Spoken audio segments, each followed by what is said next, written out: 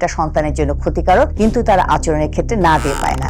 একটু যখন বড় হয় অনেক ক্ষেত্রে কিন্তু এই জেদটা এতখানি হয় যে অনেক সময় সুইসাইডাল থ্রেট দেয়, অর্থাৎ হলো কিছু আত্মহত্যার হুমকি দিয়ে থাকে, হাত কাটাকাটি করে এবং কিছু রিস্কি বিহেভিয়ার করে, ঘর থেকে হয়তো বা বের হয়ে যাচ্ছে। বাচ্চার জেদ বলতে আমরা বুঝি যে বাচ্চা যখন কোনো চাহিদা করে, সে চাহিদাটা না পূরণ করার জন্য বাচ্চা কিছু বিহেভিয়ার শো করে। সে বিহেভিয়ারটা হতে পারে যে সাংঘাতিক রকমের ঘ্যান ঘ্যান করা, না দেওয়া পর্যন্ত একদম মার সাথে লেগে থাকা, খুব রাগারাগি করা, অনেক ক্ষেত্রে ভাঙচুর করা বা মাটিতে গড়াগড়ি করা, না খেয়ে থাকা, কান্নাকাটি করা। অর্থাৎ বাচ্চা এমন কিছু আচরণ করে যেটাতে বাবা মা বাধ্য হয় যে বাচ্চাকে সে নির্দিষ্ট তার যে চাহিদাটা সেটা পূরণ করা। সে চাহিদাটা হতে পারে অনেক সময় মোবাইল দিতে চাওয়া, কোনো চকলেট চাওয়া, কোনো কিছু কিনতে চাওয়া, আর সেটা নানা রেঞ্জই হতে পারে। এবং দেখা যায় যে বাচ্চাটা যখন জেদটা শুরু করে আস্তে আস্তে করে জেদের পরিমাণটা তার বাড়তে থাকে এবং অনেক ক্ষেত্রে এমন হয় যে চাহিদাটা এমন কিছু সে চেয়ে বসে যেটা বাবা মা বুঝে যে এটা সন্তানের জন্য ক্ষতিকারক, কিন্তু তারা আচরণের ক্ষেত্রে না দিয়ে পায় না।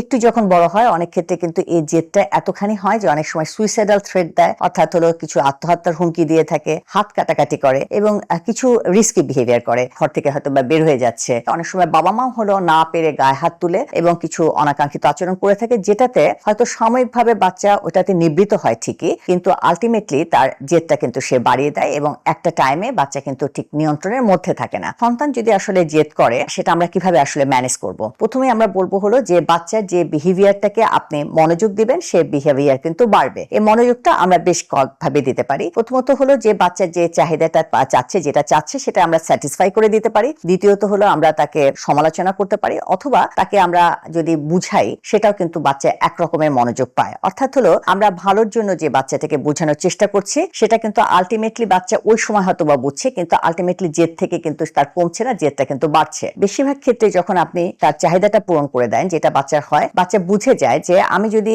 এই আচরণটা করি তাহলে বাবা মা আসলে আমাকে পরবর্তীতে আবার যদি আমি করি তাহলে সে আমাকে সেটা দিবে। যেমন সে হয়তো বা মোবাইলটা সে ব্যবহার করতে চাচ্ছে, সে হয়তো বা না খেয়ে থাকলো, আপনি যদি তাকে খুব তোয়াজ করেন, রিকোয়েস্ট করেন যে না খাও যেভাবে হোক, তার মানে বাচ্চা বুঝতে পারে যে এই আচরণটা গুরুত্বপূর্ণ এবং এটা বাবা মা ইম্পর্টেন্সের সাথে নিয়েছে এবং পরবর্তীকালে সে যখন আবার মোবাইল ব্যবহার করার ইচ্ছা হবে বা অন্য কোনো কিছু হবে, সে কিন্তু তখন এই বিহেভিয়ারটাই শো করবে, অর্থাৎ সে আবারও না খেয়ে থাকবে। তার সাথে একটু কথা বলা কমিয়ে দেন, তাকে যে নর্মাল যে টেক কেয়ার করেন, তার যে খোঁজ খবর নেন সেটা কমিয়ে দেন। খোঁজ খবর মানে গোসল করেছো কিনা, খাবার সময় হয়তো আপনি ডাকলেন না বা ডাকলেন ঠিকই, কিন্তু খাবারটা আপনি হয়তো রিকোয়েস্ট করেন যে আরেকটু খাও, সেটা আপনি বললেন না। আপনি ঘর থেকে বাইরে থেকে এসেই হয়তো তার রুমে যান, সেটা আপনি করলেন না। আপনি ঘুমানোর আগে হয়তো তার গায়ে একটু কাঁথা দিয়ে যান বা তারকে একটা হয়তো বা তার সাথে কিছু দুই একটা কথা বলেন, সেই জায়গাটা করলেন না। অর্থাৎ আপনি যে তার আচরণে বিরক্ত হয়েছেন সেটা আপনি তার আচরণের মাধ্যমে বুঝিয়ে দিবেন। এগুলো হলো একটু একটু করে ওয়ার্নিং সিগন্যাল। অর্থাৎ বাচ্চা যখন দেখছে যে বাবা মা আমার প্রতিদিনের যে আপনার যত্নটা, কেয়ারটা,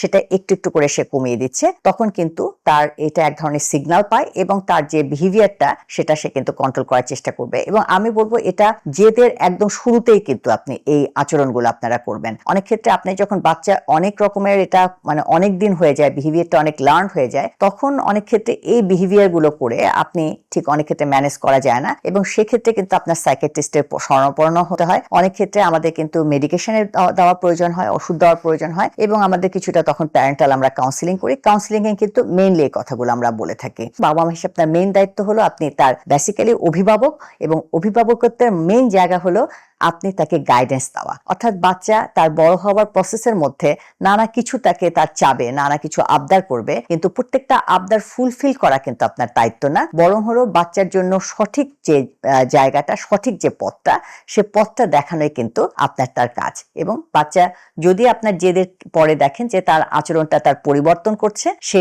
পরিবর্তনের ক্ষেত্রে অবশ্যই আপনি তাকে প্রশংসা করবেন।